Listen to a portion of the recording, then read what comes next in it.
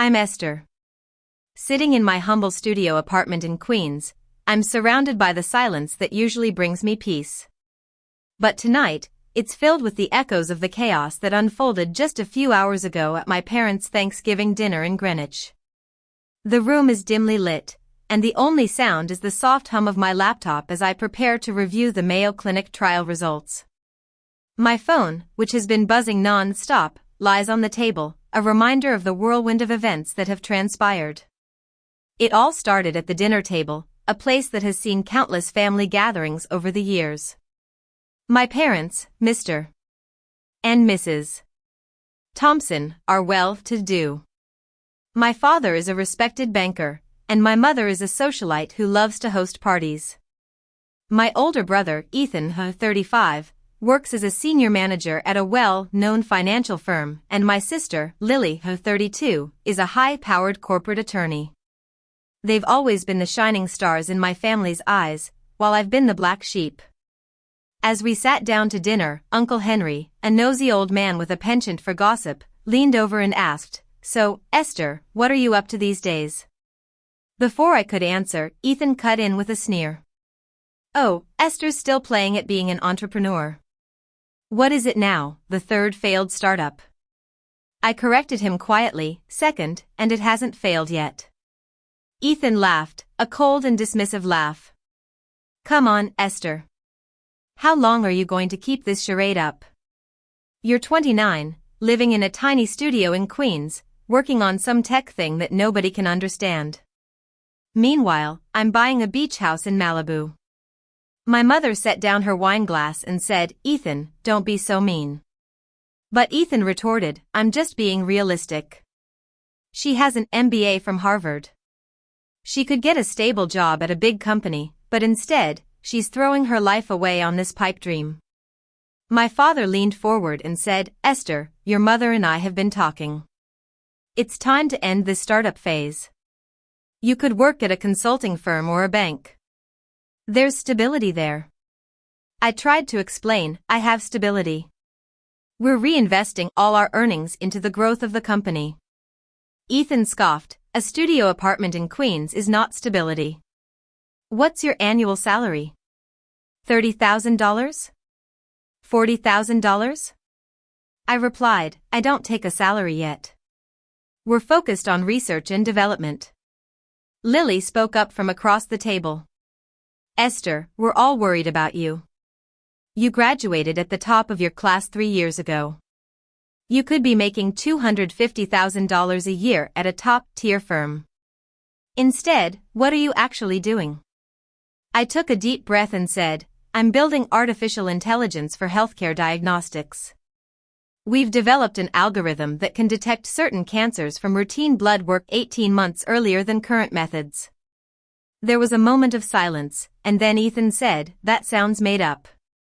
I countered, "It's not. We have 3 granted patents and 4 more pending. We're in clinical trials at 6 of the top hospitals in the country." Aunt Grace raised an eyebrow. "Clinical trials? That sounds expensive. Where's the funding coming from?" I replied, "We raised $45 million in Series B funding 8 months ago." Ethan set down his fork and said, $45 million? "Esther, stop lying." I was firm, "I'm not lying." He challenged me, "Then show us proof. Show us a bank statement, a contract, anything."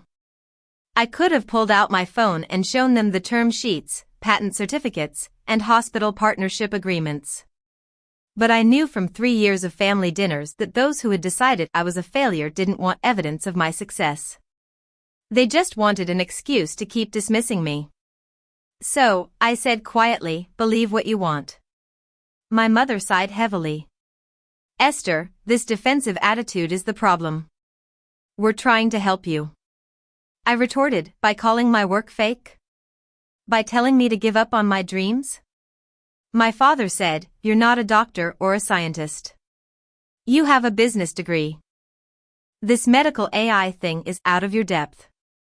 I was ready to fight back. "I have a team of 15 people.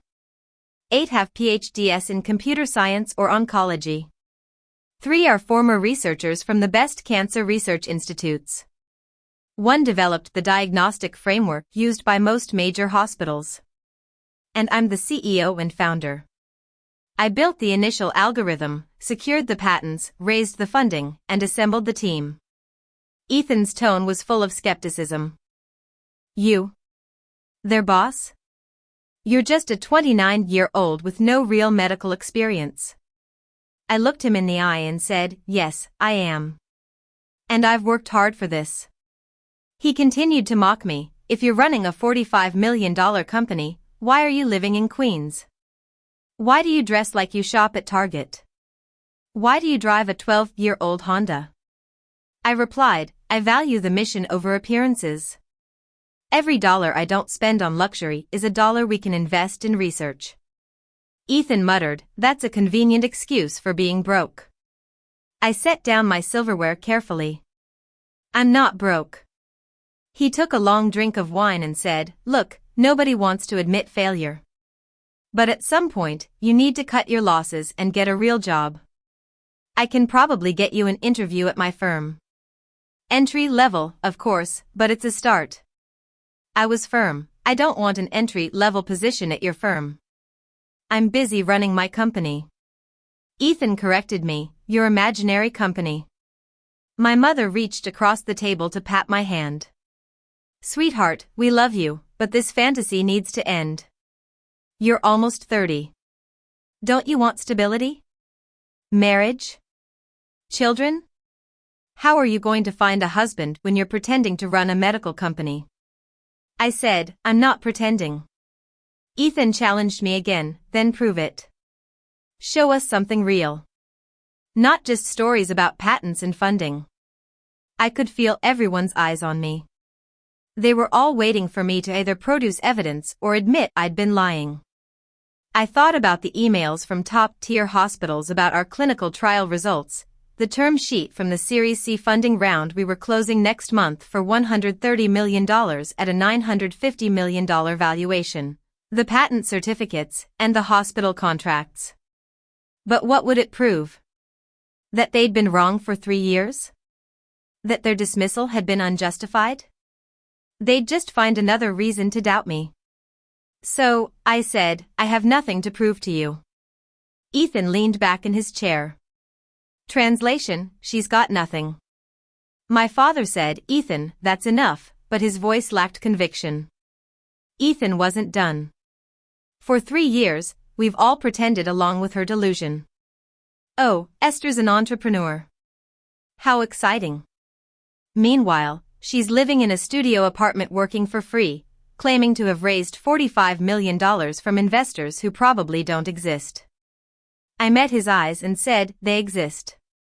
Sequoia Capital, Andreessen Horowitz, and Kleiner Perkins invested in my company.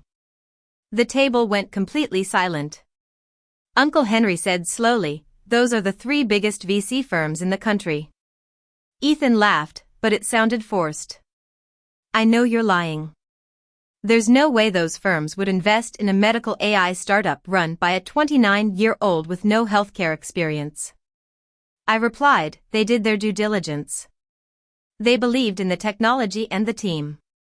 Lily's voice was gentle but firm. Those firms invest in companies founded by Stanford PhDs and serial entrepreneurs. Not Harvard MBAs with no technical background.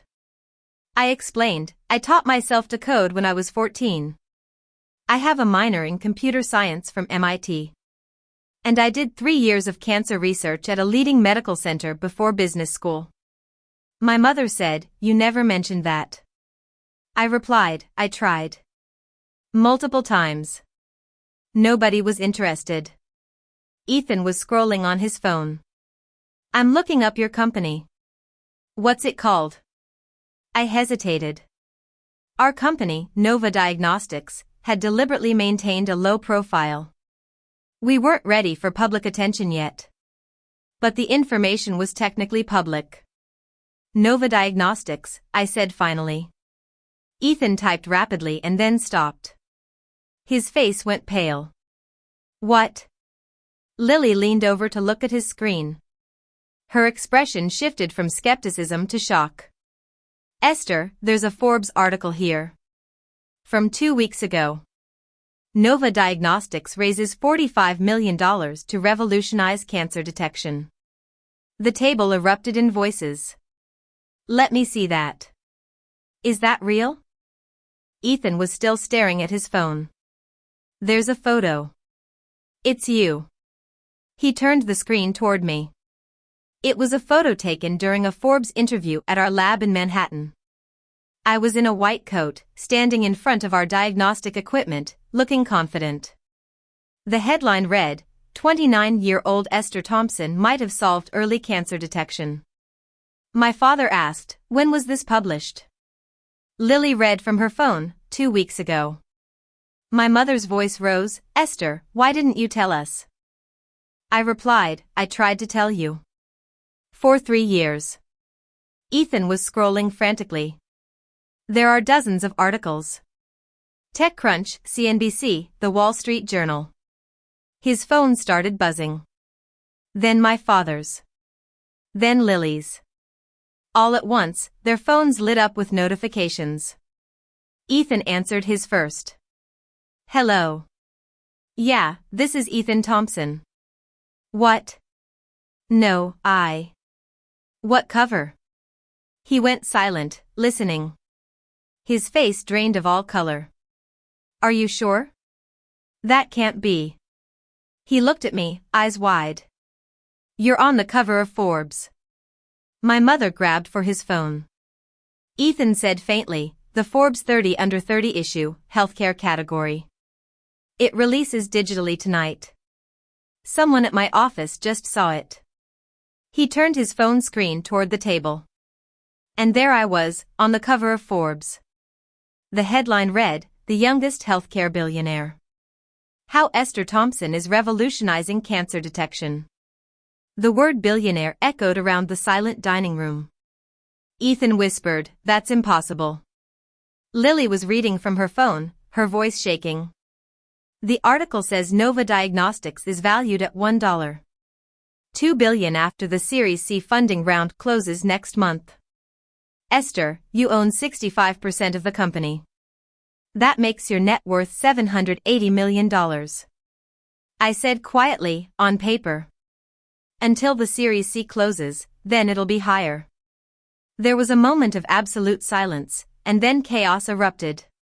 My mother nearly shrieked, you're worth $780 million? And you're living in Queens?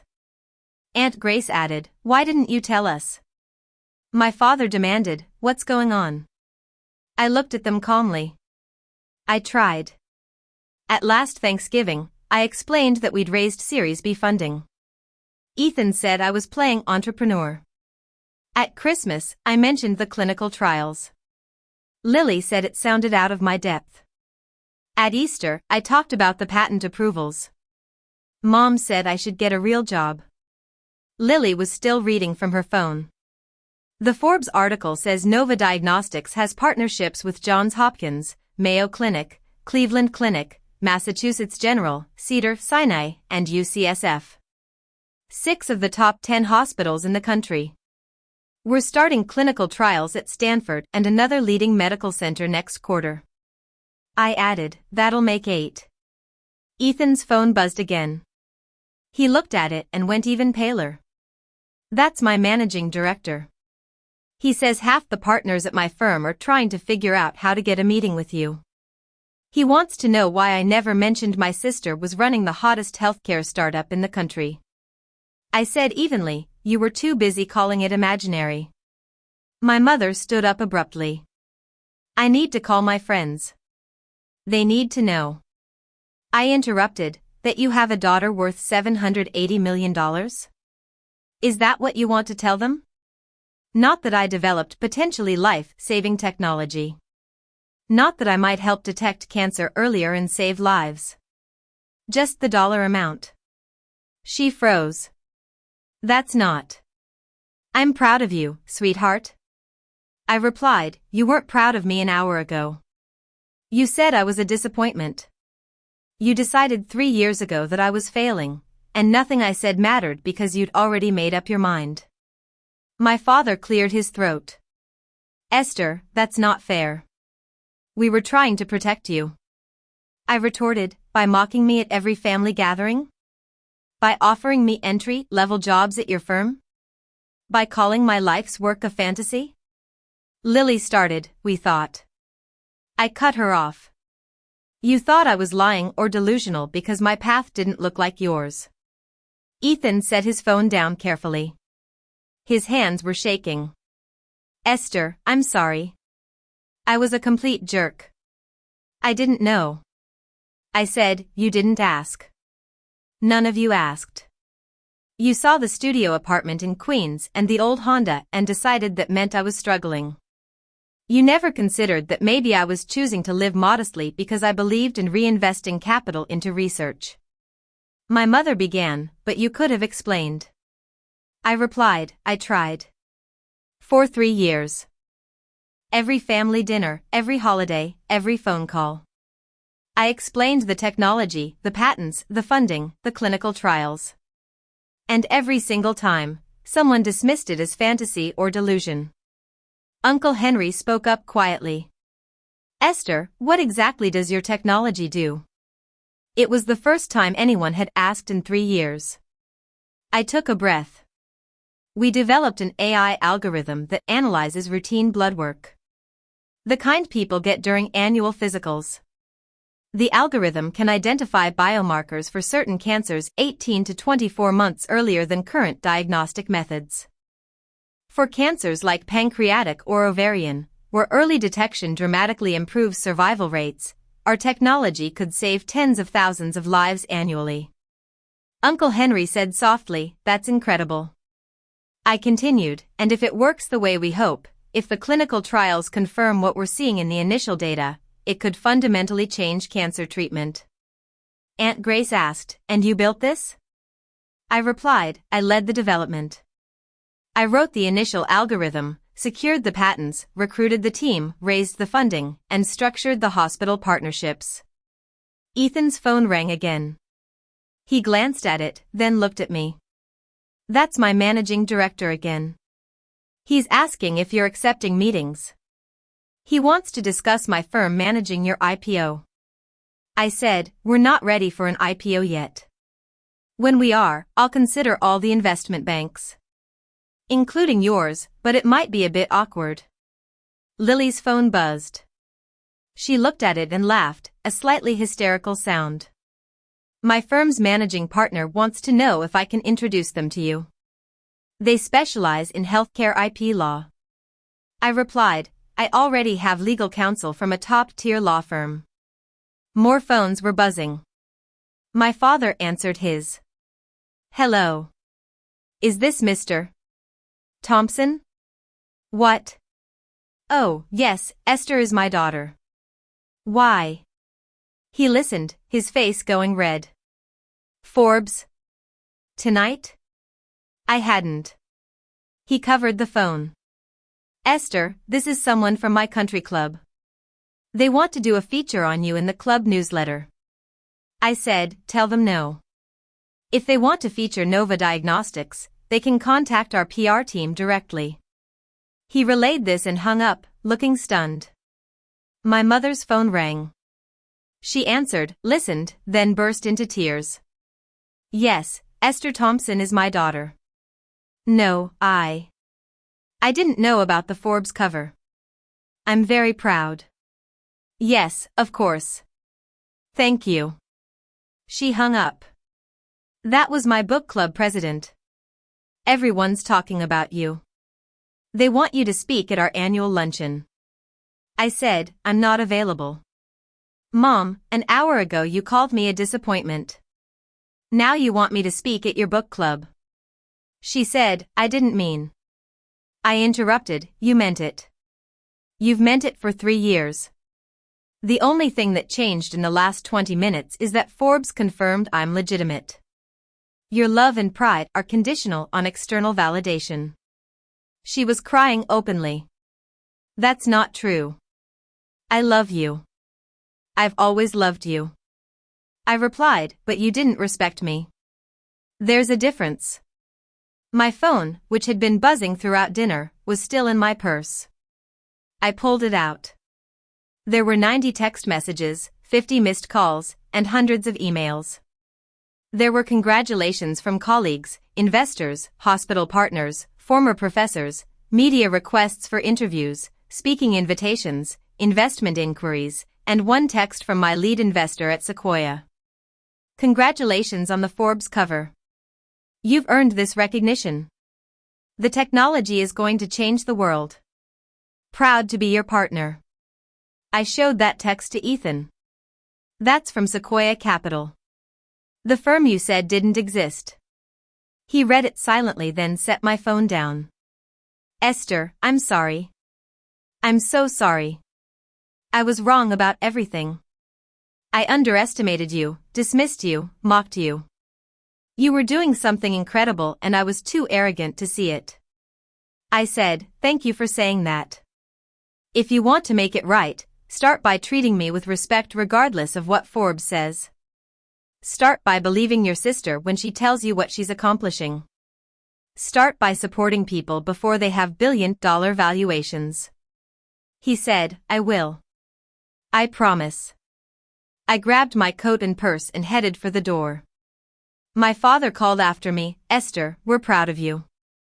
Truly proud. Not because of the money or the Forbes cover, but because you built something meaningful. Something that matters. I turned and said, thank you. But I wish you'd been proud 3 hours ago when you called me a disappointment. And with that, I left.